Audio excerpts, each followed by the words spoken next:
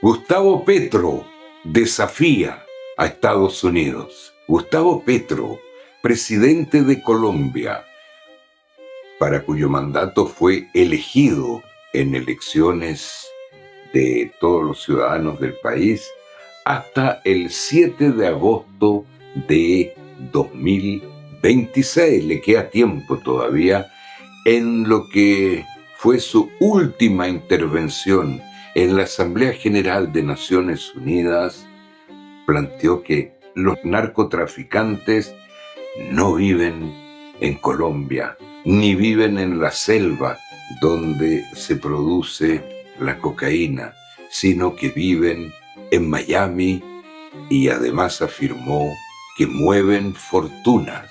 Efectivamente, los grandes dueños de los carteles de droga están en Estados Unidos, no están en Colombia, no están en Bolivia, no estuvieron en Afganistán. Esos son los que trabajan para producir la droga. Pero lo sabemos todos, las leyes de la economía son bien precisas. Para producir un producto es necesario venderlo, esté prohibido o no.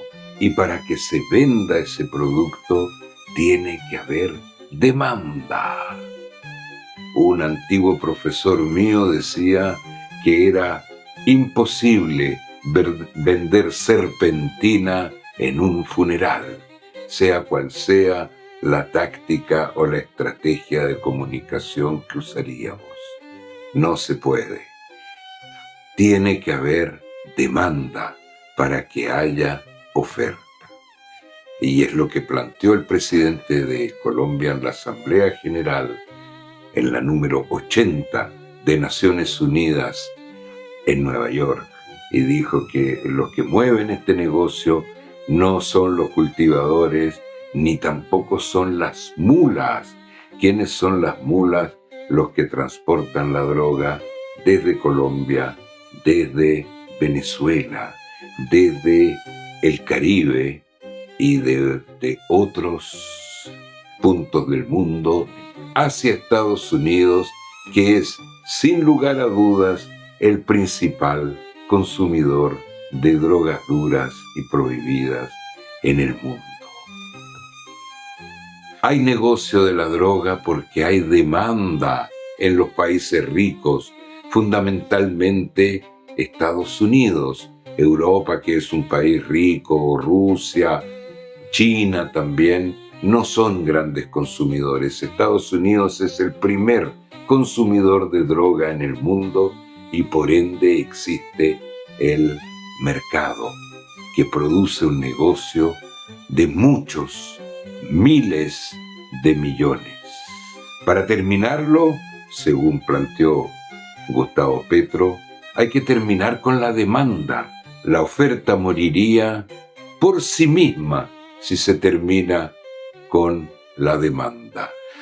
Ante estas palabras del mandatario colombiano, el presidente de Estados Unidos, Donald Trump, reaccionó con mucho enojo y decidió quitarle la visa al presidente de Colombia, el que tuvo que retirarse de Estados Unidos sin visa en su avión presidencial inmediatamente tras el término de su intervención, puesto que quedó sin visa para ingresar o estar en Estados Unidos.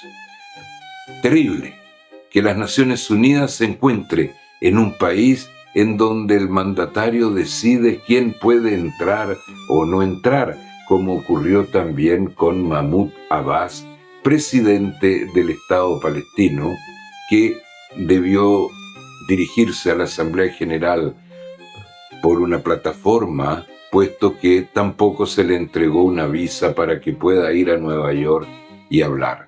No pueden las Naciones Unidas estar bajo la decisión del presidente de Estados Unidos de quién puede hablar en la tribuna y quién no puede hablar en la tribuna.